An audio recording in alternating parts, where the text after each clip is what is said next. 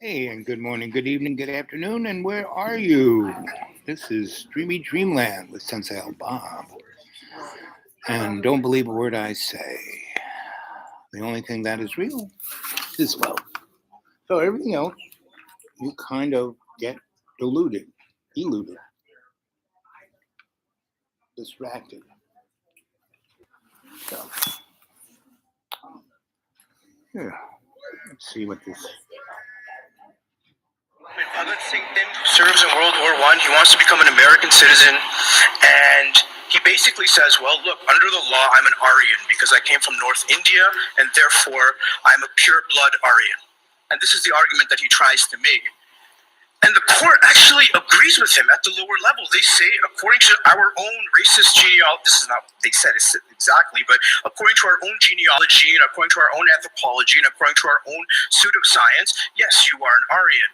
But the Supreme Court, they basically decided, well, you do not look like a white person the way we understand it, so therefore we cannot classify you as white. This is actually a major problem in American race law and American history, that despite white supremacy, the definition of whiteness itself is always vague and always shifting. And this is what the Supreme Court justice said, that free white persons need to be interpreted according to the understanding of the common man synonymous with the word Caucasian, only as that word is popularly understood, because actually they lost the argument on the merits. More racially restrictive laws. I mean, the Cable Act gives women the right to retain their citizenship after they get married to non-citizen men. Except there's an racial restriction that's set up right here. And it says if you marry an Asian man who's a non-citizen and you're a woman, your citizenship still will be stripped from you until 1930 as well. And the Nazis are studying all this.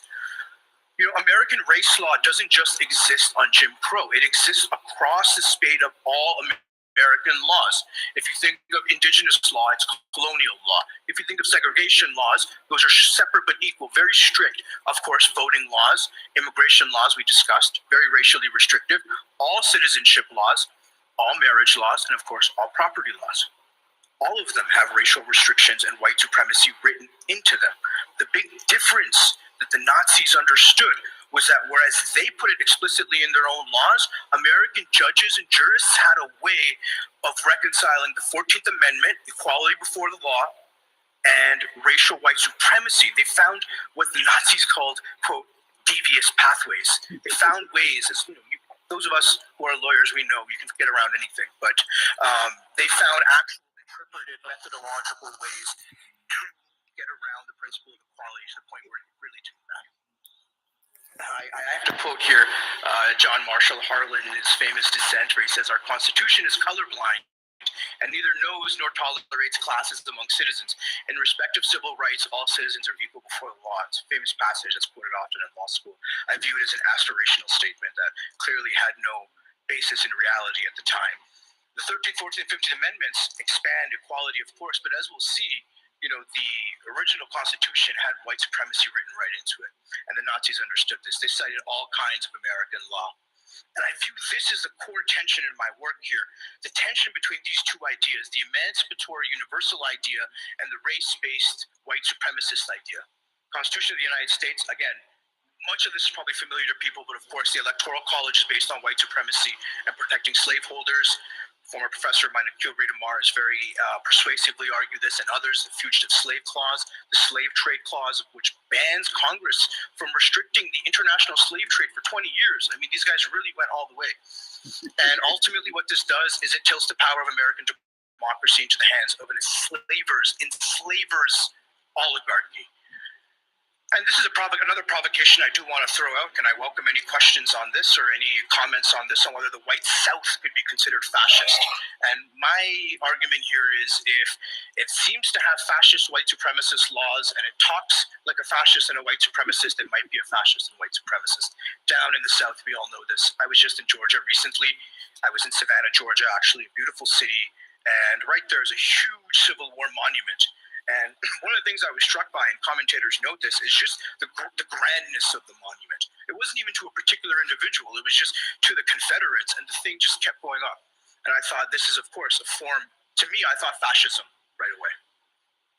So, of course, there's other citizenship laws here. Basically, America creates an entirely new citizenship regime as it conquers Puerto Rico, as it conquers the Philippines. It creates second-class citizenship, third-class citizenship for Black people, Native Americans, Puerto Ricans, Filipinos, and all the colonial subjects. The point that I do want to emphasize is that the anti-Jewish, anti-Semitic policy of the Nazis doesn't exist in a vacuum. And I mentioned this because I was at a talk with the former Attorney General, Mr. Jeffrey Rosen, and it was a talk on anti-Semitism, even though I wanted to ask him about January 6th, which we'll get to, because he was the Attorney General at the time. But everyone seemed to just be obtuse to the fact that the President of the United States had said there were very fine people on both sides regarding neo-Nazis, and that there was a longer history here of anti-Semitism and anti-Jewish policy that doesn't begin 20 years ago or 30 years ago. Again, the conversation I felt was very myopic. So conspiracy theory, of course, is tied to anti-Semitism, that a small population controls the world in media and finance. And what do you think of that? Basically, America is a fascist state, always has been. This man deconstructs the racial othering, right? And gender, right? Women didn't have any kind of rights until, 1930s, and they still don't, they still, even though they, passed the ERA, they haven't given the women the rights, they say, oh yeah, we passed this thing, yeah, but you still, they're going to get paid 20 cents an hour less than a guy. Anyway, any questions? Anybody have anything to say? I'm waiting to get my eyes operated, and I'll be blind for a while. And no one in my community, would drive me here. So I'm going to be driving home blind. It should be interesting, driving 60 miles without having to be able to see. But God said, don't worry about it. I got you covered. So I'm basically... Just follow me. Anyway, it's love co-creation that matters. This description of historical reference of race and gender by that scholar was straight up. The Nazis, basically all the Nuremberg laws were just copied from the United States, right? And we had a political party called the American Bund in the 30s that had more people in it than virtually all the other. See, we just didn't have the Republicans and Democrats. We had other parties. We had the Labor Party. We had the Socialist Party. We had the Communist Party. We had the Workers' Party. We had a lot of parties. We had racial parties. We had women's parties. And that's what made America work between the 1880s and 1980s, is that there were, you had to get a coalition, not just Democrats and Republicans, because now the moneyed oligarchy owns the Congress and the Senate and the Supreme Court, right? And the executive. And there is no,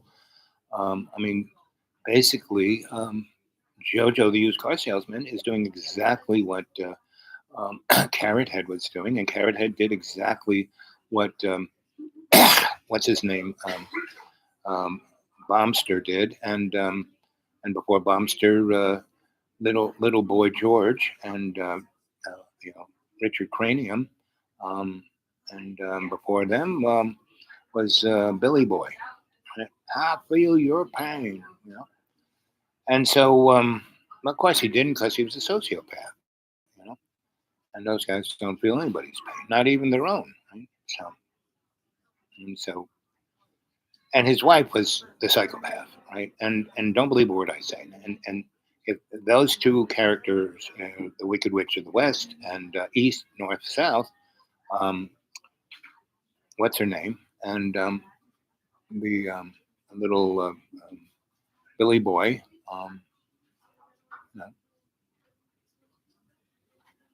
Let's see. No, it's not me. I'm not Deborah. Anyway, so I'm just chatting away until they call me, and they stick this gigantic needle in my eye.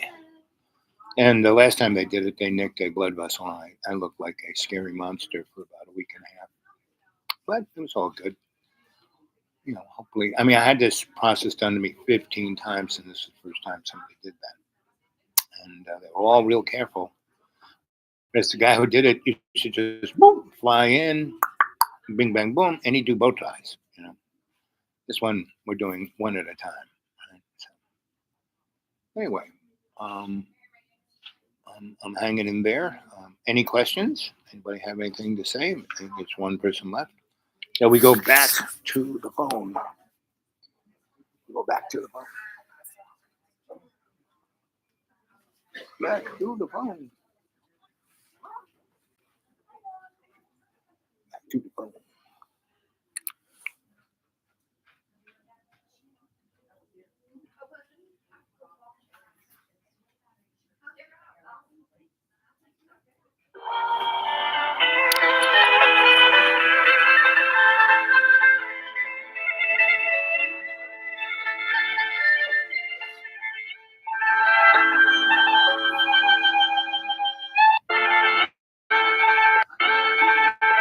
Didn't just look at Nazism draws from a deeper wellspring of Western ideas. The Nazis didn't just look at the Jim Crow law and segregation, they also studied American race law, American law to do with indigenous people, American colonial law, and laws around marriage and property as well. The actual policymakers of the Nazi regime learned a lot from the United States because America was the world leader of race law at that time. And at times, the Nazis actually thought America had gone too far.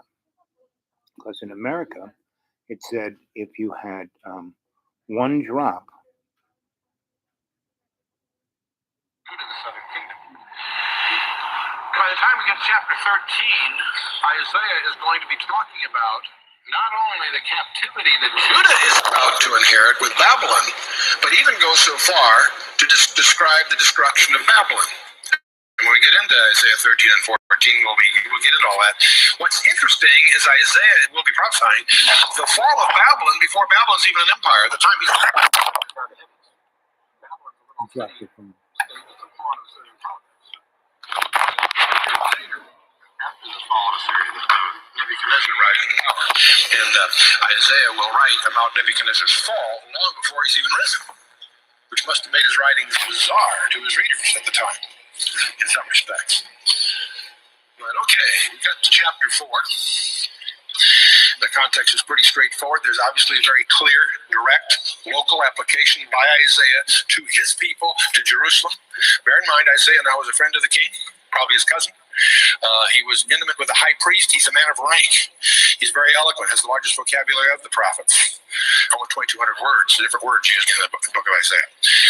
But his focus is Jerusalem. He's a court preacher. He's speaking against Judah and Jerusalem. That's his focus.